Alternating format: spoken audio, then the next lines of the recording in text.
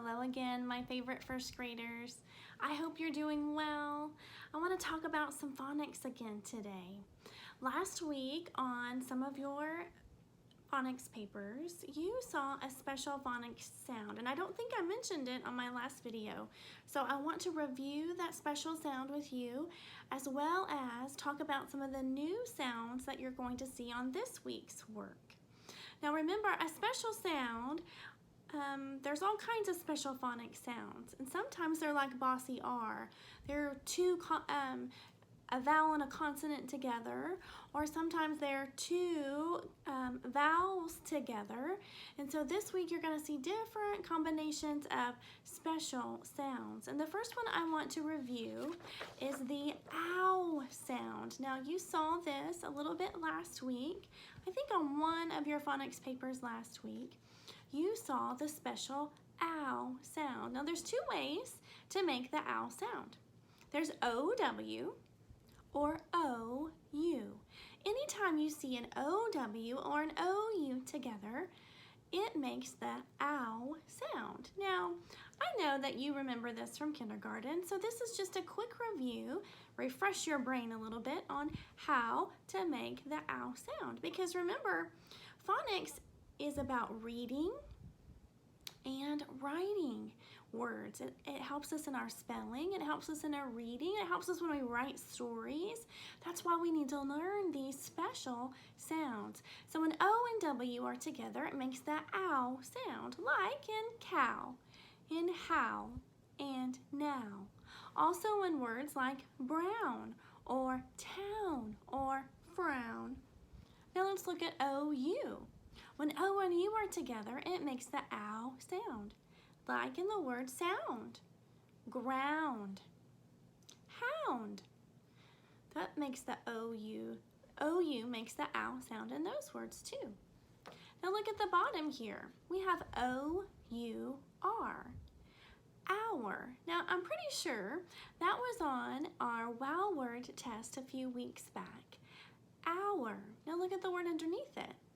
Sour and flower. Now be careful. This flower is not the word of the object you pick out of the ground and smell it, or what you give to your grandma or your mother for Mother's Day. This flour is the flour that I use to cook with when I bake cookies or when I make muffins. Flour. So when O, U, and R are together, that makes the hour sound. Now I want to show you a tricky word. Look at my board. Here I have the word for, and then I have the word flower. Now let's look at the word on the top. For, F-O-U-R. Now Miss Boyett, I see the O-U-R. Didn't you say that makes the hour sound? Well, not in this word. This is a wow word, sight word, and remember we know that those break the phonics rules. So this does not say fower, it says for. So I wanted you to see that next to our word flower, how different for is and how different it sounds than the word flower. So remember, this is a number word. This is our wow word, sight word, and it breaks the rules. But this word follows the OU rule. It makes the ow sound. So this week on your phonics papers, you might see the special ow sound again. And I want you to remember that anytime you see OW or OU together, that it makes the ow sound. Now another special sound that you're going to see this week is the hard G and the soft C. Now, before spring break, several weeks ago, we learned that soft C and hard C follow very special rules. And guess what? They're the same exact rules with hard G and soft G. So let's take a look at those. If I want to make the hard G sound, now when I see a hard G, it makes the G, G, G sound. Can you say that with me? G, G, G. I have to look at the vowel next door. And remember, with hard C, we looked at the same exact vowels.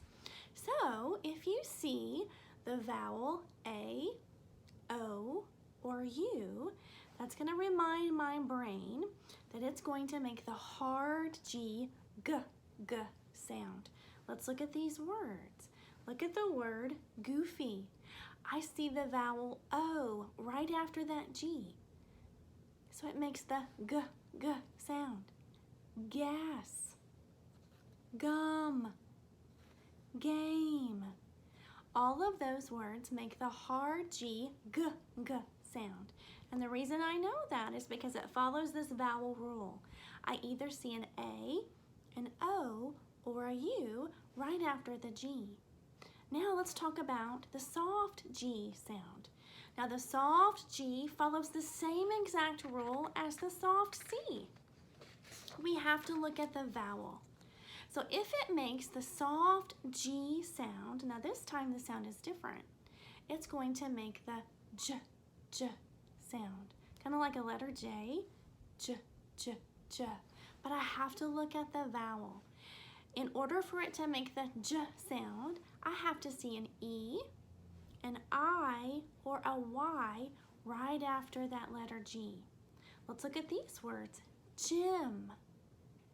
Gym. I don't say gym or gym. No, I say gym. We play in the gym during PE. I see that Y right after the G. Giraffe. That's a wild animal. We were talking about zoo animals last week in science. I see that I right after the G. It makes the J sound.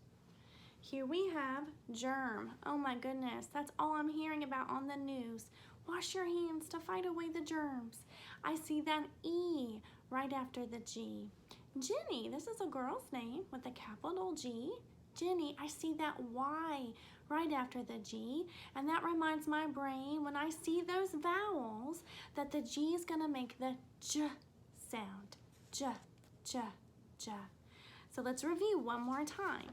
If it makes the hard G, the G sound, I'm going to look for the vowels A, O, and U. Game, Gus, gum, goofy. All of those make the G sound. Let's review soft G. Okay, remember, soft G, I have to look at the vowels, E, I, or Y. And remember, the soft G sound makes the J sound, like in Jim and giraffe and Jenny. Now, something else that you're going to see this week is another special sound. You're going to hear the oi sound. Everybody say oi. And there's two ways to make the oi sound. O-I and O-Y. Both of those are the exact same sound. They're just spelled differently. So let's look at O-I first. When O and I are together, it makes the oi sound, like in the word oil or soil. Boil. Foil is another one. Toil, that means to work, toil. You'll see that word in the Bible a lot. All of those words have the O-I special sound. Let's look at this side. O-Y. O-Y, when it's together, it makes the oi sound, like in the word toy and boy and joy and Roy. That's a boy's name, Roy. Now, let me tell you a trick. How do I know which one to use? Well, and this is how Miss Boyett's brain remembers. When I see O-I, that's typically in the very middle of my word. And you will see a consonant right after. Look at the word oil. I see that L right after. Soil, boil. I have that other consonant. But look at the other side with O-Y. Look at toy and boy. I do not see another consonant after the Y. So O-Y is at the end of the word, and you will not see another consonant. O-I is in the middle of the word. And so this week as you practice on your phonics papers, you're going to see the oi sound. And anytime they're together, O-I or O-Y, it always makes that oi sound.